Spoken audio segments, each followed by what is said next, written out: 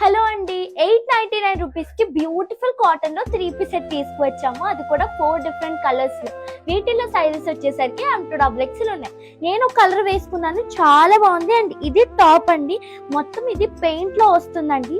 And hands కూడా మంచిగా ఇచ్చారు, పెయింట్ 3/4 హ్యాండ్స్ వచ్చాయి.